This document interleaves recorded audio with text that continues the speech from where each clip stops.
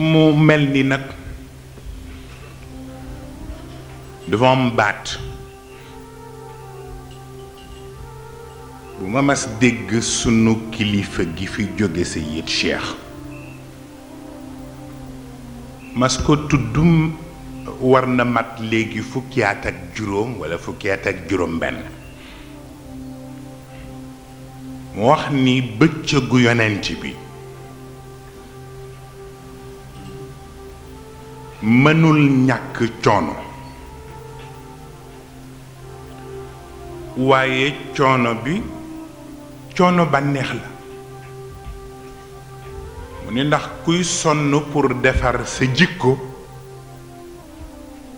nu coono ba man tollu it coono bànneex la mu mel ni nag bu ñu ko firiwul dégg gi dafay des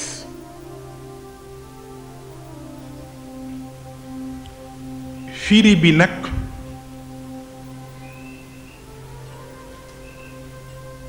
du sore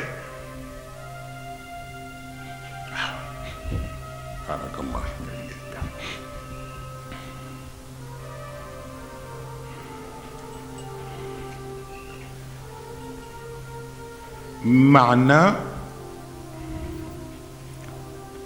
tudd gi ñu tudd gàmmu te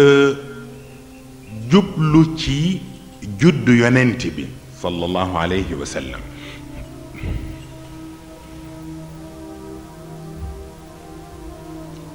importance bi mu am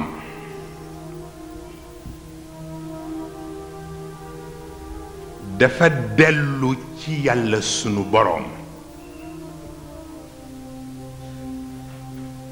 yàlla moo giñ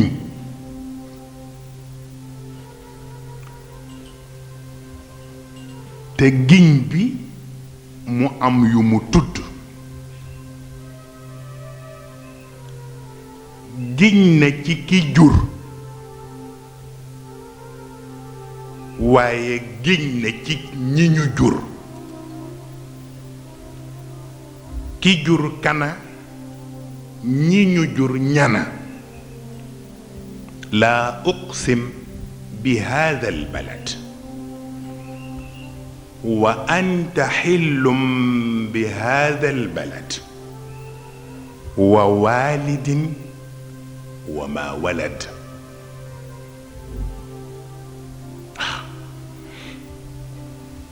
ki jur kana mooy yonent yàlla Adam ñi ñu jur ñana ñi woyofal mbir mi delloo ko ci Adama Njaay doomu Adama Njaay gi góor gi waxoon bu dee doomu Adama Njaay rekk mu simple waaye ku dey ni sunu boroom du giñ ci lu amul valeur te bu ñu nee doomu Aadama Njaay yi rekk ñi gëmul dugg te yàlla ku gëmul amuloo valeur pour moom moo tax wama walad kenn du ko delloo ci ñi Aadama jur ñépp waaye ñu ngi koy delloo ci wama walad min nabi wama walad min siddiq wama walad min shahid wama walad min saalix yonent yi dugg siddiqiina yi dugg buñ ne siddiqiina yi aqtaab yépp dugg nañu shuhada yépp dugg nañ ñi dee yépp te cause yàlla tax ñu dee dugg nañ saalixiina yépp te mooy ñi nga xam ni bu penc tasul yàlla ak seen taxawaay a tax ñooñooy tax yàlla wax ñoo tax mu giñ waaye yàlla nag laaj ni ndax di ngeen ma tax a giñ ba noppi te du ngeen sonn waxuma la yéen sax waaye laqad xalaqna al insana fi kabad kon coono foog mu am rawatina boo dee yonent foog coono am boo dee bokkee ci siddiqiina yi foog coono am boo bokkee ci shuhadaa yi foog coono am boo bokkee ci saalixiina yi foog coono am waaw bu ñuy sonnee ba noppi kii seen chef ñu ni mooy xaatimu nabiyin wa imaamul mursalin